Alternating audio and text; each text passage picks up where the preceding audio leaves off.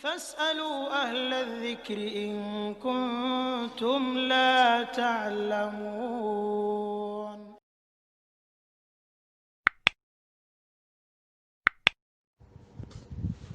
Bismillah.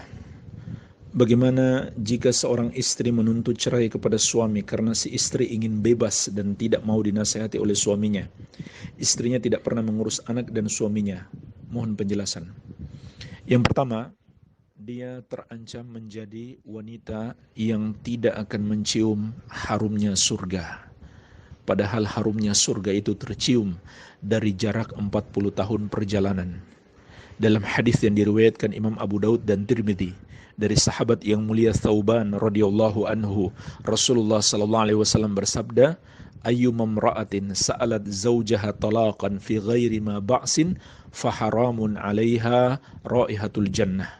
Wanita mana saja yang meminta cerai kepada suami tanpa ada alasan yang dibenarkan oleh syariat, maka haram atasnya mencium harumnya surga. Subhanallah, ini peringatan keras bagi setiap wanita yang minta cerai tanpa alasan yang dibenarkan oleh syariat.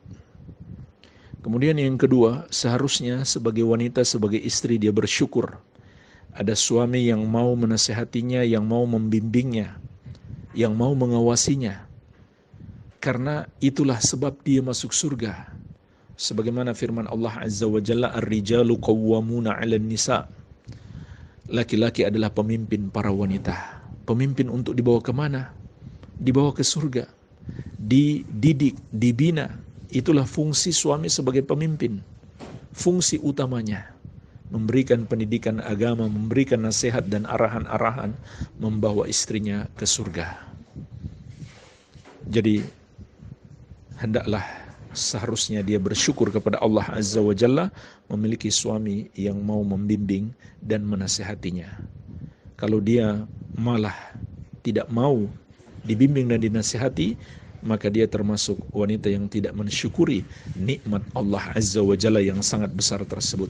Padahal Allah telah mengingatkan, la in syakartum la azidannakum wa la in kafartum inna adzabi lasyadid. Kalau kamu bersyukur, sungguh benar-benar akan kutambah nikmatku.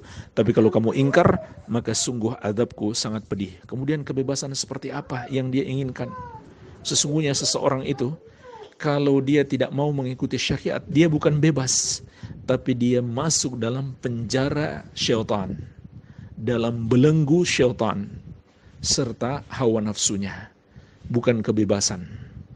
Kebebasan yang sesungguhnya ketika kita taat kepada Allah Azza wa Jalla, lepas dari belenggu nafsu syahwat dan penjara setan.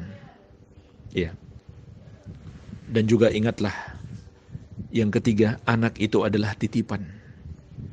Seorang wanita adalah pemimpin di rumah suaminya, mengurus anak dan mengurus harta serta rumah suami. Kelak Allah Subhanahu wa taala akan mintai pertanggungjawaban atas titipan anak yang diberikan kepada kita. Itu juga nikmat Allah Azza wa Jalla. Dan sebab rizki dilapangkan, serta sebab kita masuk surga. Ini diantara hikmah Allah memberikan anak kepada kita agar menjadi sebab kita masuk surga.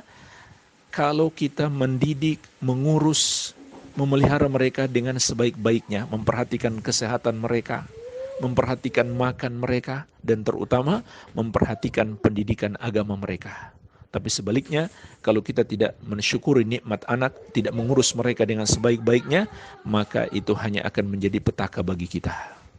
Kelak anak-anak ini akan menuntut kita di hari kiamat, bahkan bisa jadi menyeret kita ke neraka kalau kita tidak mengurus mereka dengan baik. Wallahu ta'ala a'lam.